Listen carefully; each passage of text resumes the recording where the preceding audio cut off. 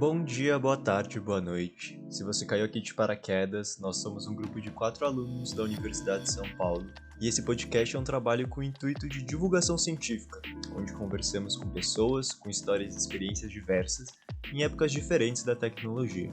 Este é o segundo episódio da temporada de conversas com nosso professor e doutor em eletrônica, Eduardo Simões. Hoje, ele vai contar como foi o processo de transição da vida empresarial para a carreira acadêmica.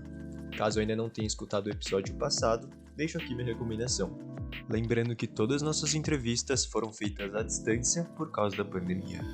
Aproveitem e espero que gostem da nossa conversa. Bom, o professor vai falar um pouco sobre como foi fazer doutorado na Inglaterra, porque no final do outro episódio ele estava contando pra gente sobre a empresa de automação dele, mas depois ele largou a empresa para fazer mestrado, terminou o mestrado e conseguiu uma bolsa de doutorado na Inglaterra. E aí ele vai contar pra gente como é que foi essa experiência. Além disso, o orientador dele largou a faculdade, que ele estava fazendo doutorado, no meio do doutorado. Então foi uma situação complicada. E isso foi um agravante, uma dificuldade que ele teve que superar. Vamos entender como é que foi isso daí. A gente que morou lá um tempo sabe, né, como é que é a coisa, né? E aí eu tive que mudar de orientador e conseguir lutar para não perder o projeto, né, para manter o mesmo projeto, assim. O orientador disse, mas eu não vou poder te ajudar a montar os robôs. E eu não tenho nada de robô. Eu disse assim, tá bom, né?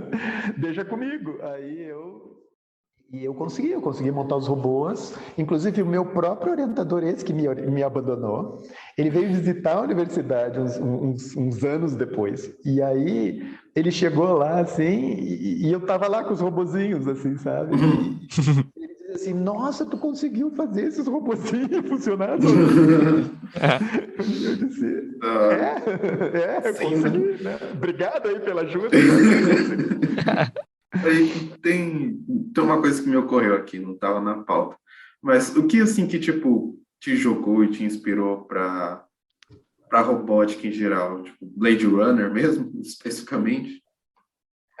Se eu disser que foi o Exterminador do Futuro, vocês vão bater em mim, né? Não foi Blade Runner, sim. Ele é Android bacana, né? Acho que ainda vale. Entender, assim. A ideia do Blade Runner era a máquina tentando entender da onde eu vim, para onde eu vou, por que eu estou aqui, né? Eu não sei se vocês assistiram o filme 30 vezes para conseguir entender isso, mas essa era a moral da história, né? Eu fiz uma live sobre isso há uns meses atrás e eu li um trecho do livro Frankenstein, né, nessa live, assim, sobre a IA, né? Sobre o robô, né? A IA surgindo, passando a existir e tentando entender o que ela é, o que é a mesa na frente dela, o que é o céu, o que é a porta, né? Ela construindo dados, assim, construindo conhecimento em cima dos poucos dados que tinha à disposição, assim, e ela tentando, né? O Frankenstein, ele vai tentando perceber o mundo, assim, até que ele percebe que ele é um monstro, né? Ele não sabe o que ele é, né? A IA, logo que tu liga, o computador não sabe que ele é um computador, né? E no Blade Runner tem muito disso, né? A máquina não sabia nem que ela era uma máquina, né? E de repente ela passa a se ver como um monstro, né? A palavra monstro, aliás, nunca aparece no livro, né? Isso é interessante, assim. Então, ela passa a se ver como diferente, né? Como não pertencendo àquela raça, àquela comunidade ali. Então isso sempre me fascinou, assim, né? Eu sempre quis ser o cara do botão vermelho, assim, o cara que liga o Frankenstein ali, né? E diz assim, it's alive, né? Aquela cena do livro, para mim, é a cena mais fantástica, assim, em termos de inteligência artificial, robótica, eletrônica, computação, no mundo, assim. Não pode ter momento mais bonito do que isso, assim, tu ligar um robô que tu montou, né? Tu fez todas as partes dele, assim, e tu apertar o botão e o troço rebuta, assim, e passa a ser, né? Passa a agir, assim, a cumprir a tarefa que tu programou e melhor que isso, assim, a tentar entender melhores maneiras de cumprir a tarefa, né, que tu programou, assim, por conta própria e tal. Então, isso para mim sempre foi muito fascinante, né? Sempre me fascinou. E isso me motivou a seguir não só essa área profissional de ter empresa na área e trabalhar nessa área como empresário, mas como pesquisador da área, assim, isso sempre me fascinou e a universidade ela te dá muito mais liberdade nesse sentido, assim, de poder investir teu tempo em desvendar, né, as ideias mais distantes, né? Sim. Tornar elas, né, tornar a ficção científica mais próxima da realidade, assim. E a ficção, é bacana que a ficção está sempre na frente, né? Ela está sempre, não só prevendo o futuro, mas estimulando nós, projetistas, a construirmos este futuro, né? Tu vê um filme de ficção científica e tu fica pensando assim, puta, mas eu posso fazer isso no meu laboratório, né? O que está me impedindo de construir aquilo ali? Então, eles tentam prever o futuro, mas na verdade eles estimulam malucos como eu, cientistas malucos como eu e vocês, né, a construir esses robozinhos, né? Tem a ideia ali, né? Bom, por que não fazer um negócio desses? Vamos ver o que vai acontecer, né? Será que isso aqui vai dominar o mundo ou não, né? Vamos tentar, né? Aquela sensação de ser o cara que apertou o botão vermelho, entendeu? Sim. Então, isso é muito legal, né? Bem legal. E é isso que me motiva hoje para estudar robótica. Bem legal. Como é que foi para você, assim, largar o mercado de trabalho para dar aula? Essa transição entre um empresário para um professor? Essa é uma excelente pergunta, assim. Às vezes eu ainda sonho com isso, assim, né? Com essa decisão, né? Com ter que enfrentar meus sócios no outro dia e contar para eles que eu não ia mais seguir com eles, né? Então essa é uma transição bem radical na vida da gente, né? E eu nunca me vi como professor, na verdade. Eu sempre me vi como um cientista, né? Desde muito pequeno, eu sempre quis ser um cientista. Eu tinha aqueles kits de química, kit de não sei o quê, caixinha para montar coisa de física com carrinhos e balões, né? Eu sempre tive um laboratório na tal garagem da minha avó, lembra? Então, eu sempre me vi como um cientista. E de repente, eu vivi uma fase do Brasil muito interessante, que tem tudo para se repetir agora, inclusive, né? Porque a história ela é cíclica, né? Ela é senoidal, né? Então, a história se repete. E naquela época, a gente estava vivendo impeachment do Collor, reserva de mercado, né? Então, a gente viveu o final da reserva de mercado. Então, as empresas que eram protegidas no Brasil, e tu não podia comprar um carro ou um computador no exterior e trazer para o Brasil. Isso era crime. Tu podia clonar o computador e montar uma empresa para construir clones desse computador no Brasil. Isso, por incrível que pareça, chama-se Itaú-Tec, assim, isso não é... Entendeu? Era estimulado pelo governo, inclusive. O Brasil não respeitava as patentes e era muito agredido internacionalmente por causa disso, não é? Mas isso fazia com que a empresa nacional empregasse muita gente e gerasse empregos e absorvesse muita tecnologia, mesmo que fosse ilicitamente. A gente clonava descaradamente, assim, tu podia ser preso por ter comprado um computador escondido, né, um robozinho dentro do casaco, e trazido esse robô para dentro do país, ilegalmente, aí tu podia ser preso. Agora, se tu desmontasse esse robô e aprendesse como é que ele funciona, e passasse a montar e vender robozinhos, né, isso não era crime, e muito pelo contrário, né, tu ganhava empréstimo do BNDES para fazer isso, né? Então, a gente viveu...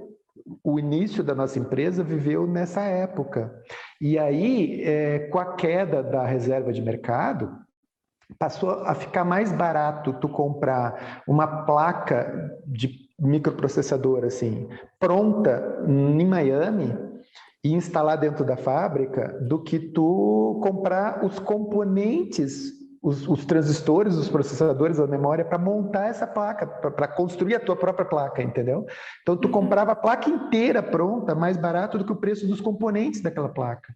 E ela já vinha com ISO 9000, entendeu? Que tu nunca ia ter dinheiro na tua empresa para fazer uma ISO, né? Imagina, assim, naquela época. Então, a gente passou de projetista de sistema computacional eletrônico a um instalador de sistemas eletrônicos. Então, a gente começou a ficar muito chato ser um engenheiro naquela época. A maior coisa que eu podia projetar era a caixa na qual eu ia botar as placas de Miami dentro, entendeu? Era ridículo, assim. Então... Deve ter nada mais frustrante, né, professor? E aí eu comecei a ver meus amigos surfando no Peru, meus amigos fazendo pós-graduação, né, os que não abandonaram o mestrado se formando, assim, e aquilo eu nunca gostei de abandonar nada na minha vida, né? Então eu não tinha tido a coragem naquela época de ter abandonado o meu mestrado ainda, apesar de na prática estar abandonando, né? Mas eu tinha cancelado a minha bolsa, por exemplo, porque eu recebia pela própria empresa, né? E chegou um momento em que a corda bateu no pescoço. As disciplinas que eu tinha feito começam a caducar os créditos, então eu ia ter que fazer as disciplinas de novo se eu quisesse manter o mestrado, não é? E bem nessa época eu sofri um acidente. E aí, sabe aquela cena do Tom e Jerry, assim, que ele tá todo engessado na cama do hospital, assim, e o Jerry fica batendo na perna do Tom, assim, né? Eu fiquei de molho um tempão, e aí eu tive tempo para pensar na vida. E a gente, normalmente, tu vive, assim, num dia a dia que não te permite pensar muito no que tu tá fazendo, né?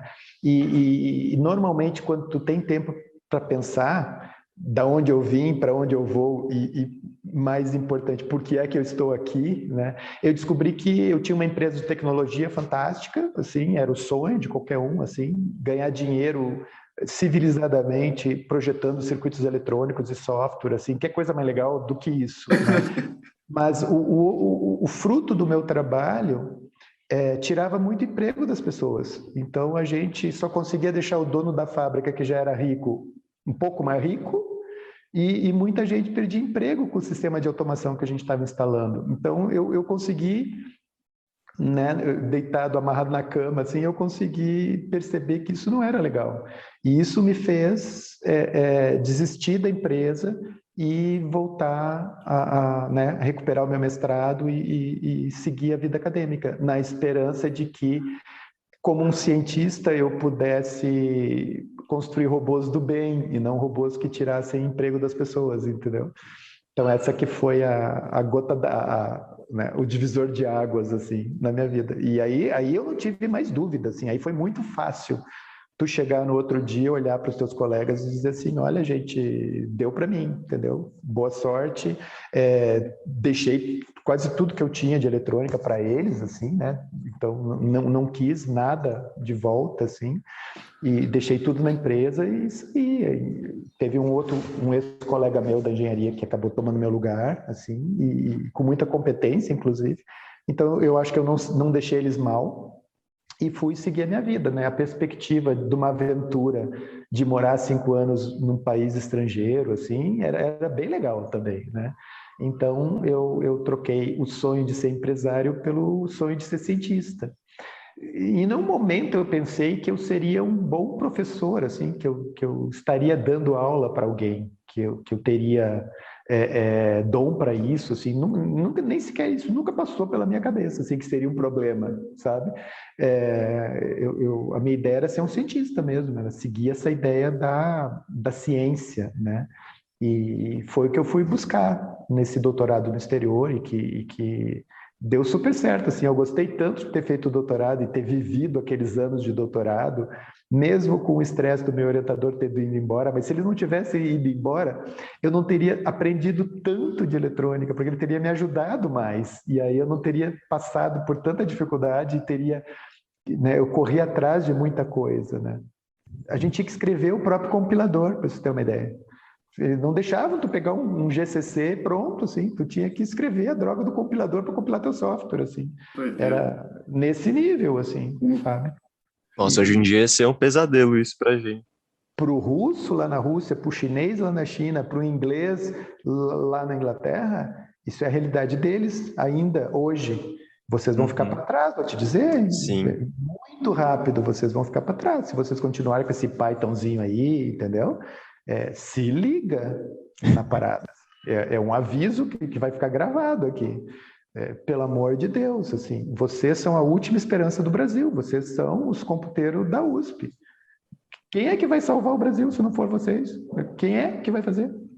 Pensa na responsabilidade. Aquela coisa do Homem-Aranha lá, não é? Pensa na responsabilidade que vocês estão tendo, não é? Grandes poderes, né?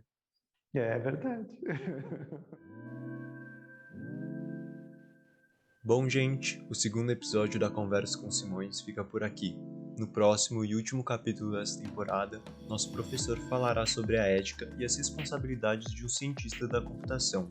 Espero que tenham gostado desse podcast, compartilhem com seus amigos e vejo vocês no próximo episódio. Até a próxima e obrigado.